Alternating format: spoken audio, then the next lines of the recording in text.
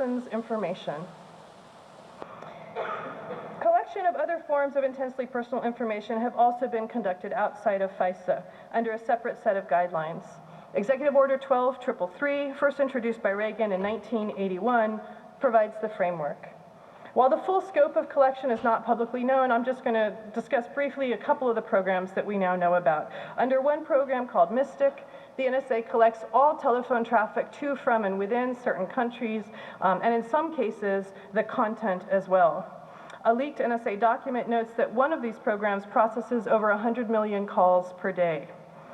Notably, some of these systems appear not to be used for traditional foreign intelligence purposes. It's to find narcotics trafficking, for smuggling, sounding a lot like a writ of assistance for any smuggling going in and out of the country, basically traditional law enforcement concerns. The data being collected extends beyond communications to email, address books, and contact lists. Webcam images and chat sessions also appear to be collected under Executive Order 12333. GCHQ is one of our big partners, the government communication headquarters, the NSA's counterpart in the United Kingdom.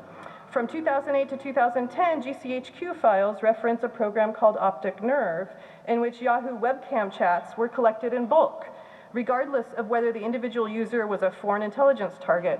During one 6-month period, GCHQ, with the help of the NSA, collected visual data from 1.8 million Yahoo users.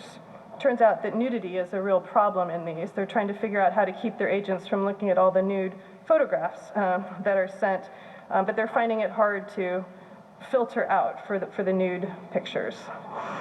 Text messages are similarly not immune. Under Executive Order 12333, the NSA collected almost 200 million text messages per day globally, using them to ascertain travel plans, social networks, and credit card details. Let me be clear.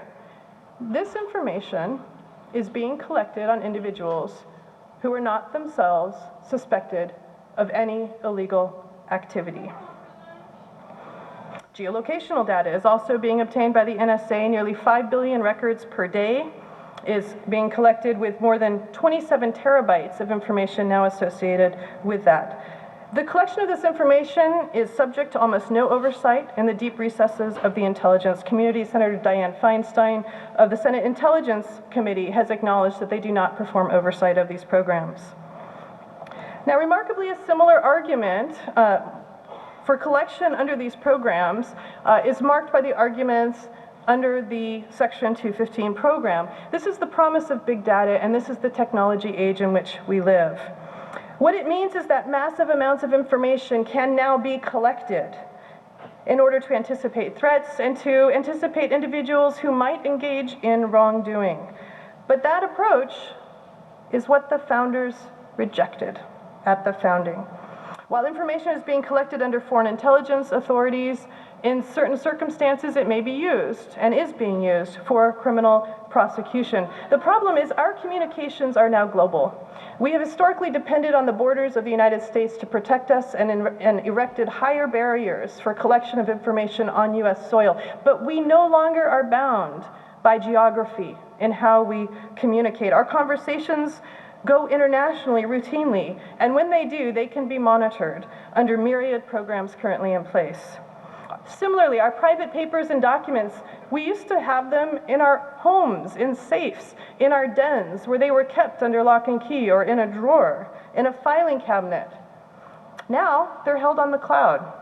Companies over which we have no control place them on servers around the world where intelligence agencies can scan their content, despite the significant privacy intrusions that attend. At the same time, networks have converged. It's no longer just military dispatches that the NSA needs to focus on in order to ascertain threats to the United States. It can't be separated. These threats can't be separated from ordinary communication networks.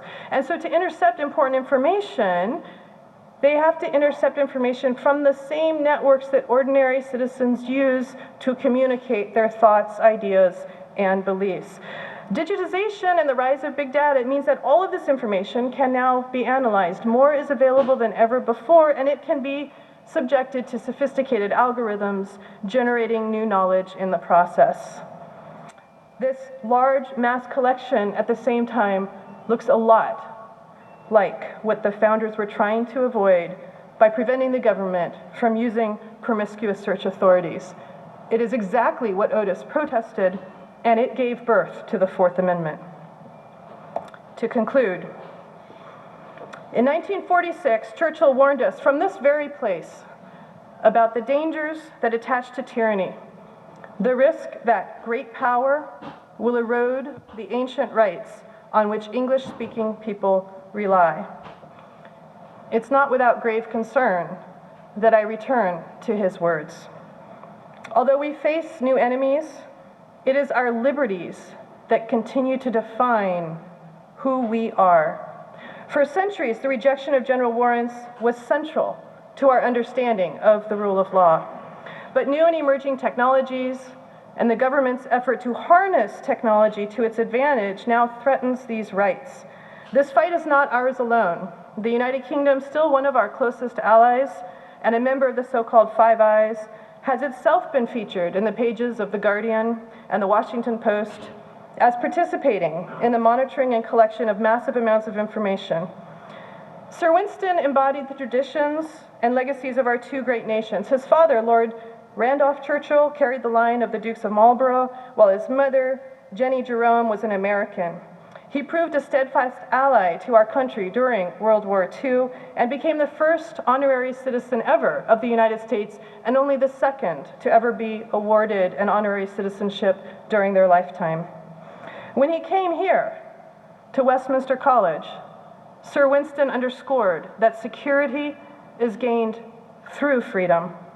The United Kingdom and the United States have, throughout our histories, paid a high price for the protection of liberties that we both hold dear. May we not falter as we look to the future and the dawn of the digital age. Thank you.